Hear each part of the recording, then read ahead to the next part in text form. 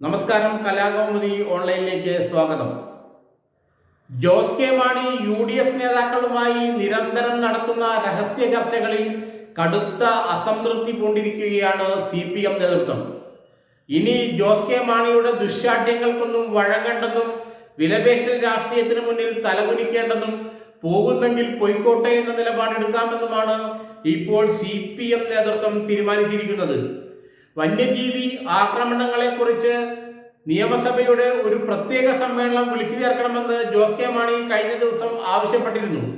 ഇതിനെതിരെ രൂക്ഷമായാണ് CPM നേതൃത്വവും ഇടതു നേതൃത്വവും പ്രതികരിച്ചത്.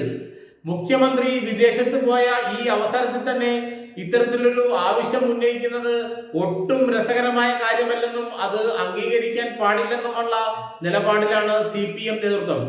കഴിഞ്ഞ ദിവസം കോട്ടയത്ത് മുഖ്യമന്ത്രിയെ നേരിട്ട് കണ്ടപ്പോൾ ഉന്നയിക്കാത്ത ഈ ആവശ്യം അദ്ദേഹം അമേരിക്കയിലേക്ക് പോയപ്പോൾ ഉന്നയിക്കുന്നത് അത്ര ശുഭസൂചനയല്ല നൽകുന്നതെന്നും CPM നേതൃത്വം വിലയിരുത്തുന്നു.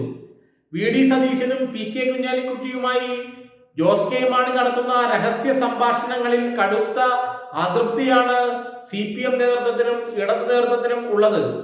തിരുവമ്പാടി സീറ്റ് മുസ്ലിം ലീഗ് വച്ച് നീട്ടിയപ്പോൾ തന്നെ ജോസ് കെ മാണിക്ക് മനംമാറ്റം ഉണ്ടായതാണ്.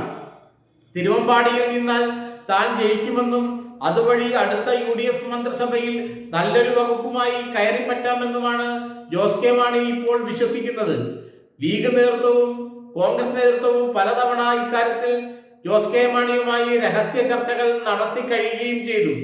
അതുകൊണ്ട് ജോസ് കെ മാണിയെ ഇനി പിടിച്ചു നിർത്തണമെന്നും പോകുന്നെങ്കിൽ പോകട്ടെ എന്ന നിലപാട് കൈക്കൊള്ളണമെന്നുമാണ് CPM നേതൃത്വം തീരുമാനിച്ചിരിക്കുന്നത്. മുഖ്യമന്ത്രി പിണറായി വിജയനും ഏതാണ്ട് ഇതേ അഭിപ്രായക്കാരനാണ്. ജോസ് കെ മാണിയുടെ വിലപേശൽ രാഷ്ട്രീയത്തിനും ദുശ്ശാഠ്യങ്ങൾക്കും വഴങ്ങിക്കൊടുത്താൽ അത് CPM-ന്റെയും ഇടതുമുന്നണിയുടെയും അടിത്തറ തോണ്ടും. യാതൊരു മുന്നണി മര്യാദകളും ഇല്ലാതെയാണ് ജോസ് കെ മാണി പ്രവർത്തിക്കുന്നത്. മുന്നണിയിൽ ഇരുന്നു കൊണ്ട് മറ്റൊരു മുന്നണിയിലെ നേതാക്കളുമായി രഹസ്യ ചർച്ചകൾ നടത്തുക, മുന്നണി വിടുമെന്നുള്ള ധാരണ പരത്തുക, തനിക്ക് ബന്ധമുള്ള മാധ്യമ പ്രവർത്തകരുമായി ഇത് പങ്കുവെച്ച് അത് വലിയ വാർത്തയാക്കുക, ഇതെല്ലാമാണ് ഇപ്പോൾ ജോസ് കെ മാണി ചെയ്യുന്നത് അത്രേ.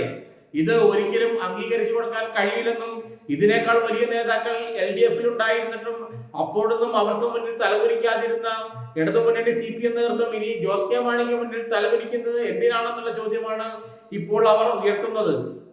1980-ൽ സാക്ഷാൽ KM മാണിയുടെയും PA ജോസഫിന്റെയും മുൻപിൽ പോലും ഇടതു നേതൃത്വവും CPM നേതൃത്വവും തലകുനിച്ചിട്ടില്ല.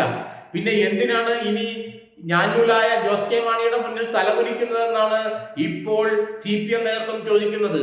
അതുകൊണ്ട് UDF നേതാക്കളുമായി നിരന്തരം രഹസ്യ ചർച്ച നടത്തുന്ന ജോസ് കെ മാണിയെ അധികം നാൾ LDF-ൽ വച്ചുകൊണ്ടിരിക്കേണ്ടെന്നും ജോസ് കെ മാണി പോകുന്നെങ്കിൽ പോകട്ടെ എന്ന നിലപാടിലേക്ക് തന്നെയാണ് ഇപ്പോൾ CPM എത്തിച്ചേർന്നിരിക്കുന്നതെന്നും നമുക്ക് വ്യക്തമാകുന്നു.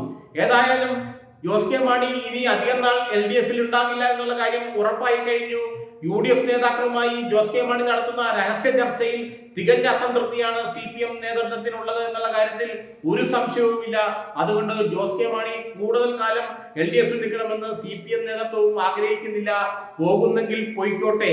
മാത്രമല്ല, വരുന്ന തെരഞ്ഞെടുപ്പിൽ, നിയമസഭാ തെരഞ്ഞെടുപ്പിൽ കൂടുതൽ സീറ്റുകൾ ജോസ് കെ മാണി ആവശ്യപ്പെട്ടേക്കാമെന്നുള്ള സൂചനയും ഈ സമയത്തുണ്ടായിരുന്നു. പ്രത്യേകിച്ച് CPI-യുടെ ഇടുക്കി ജില്ലയിലെ ചില സീറ്റുകൾ ജോസ് കെ മാണി ആവശ്യപ്പെട്ടേക്കാമെന്നുള്ള സൂചന ഉണ്ടായിരുന്നു. അതിനെതിരെ CPI കടുത്ത നിലപാട് കൈക്കൊള്ളുകയും ചെയ്തു.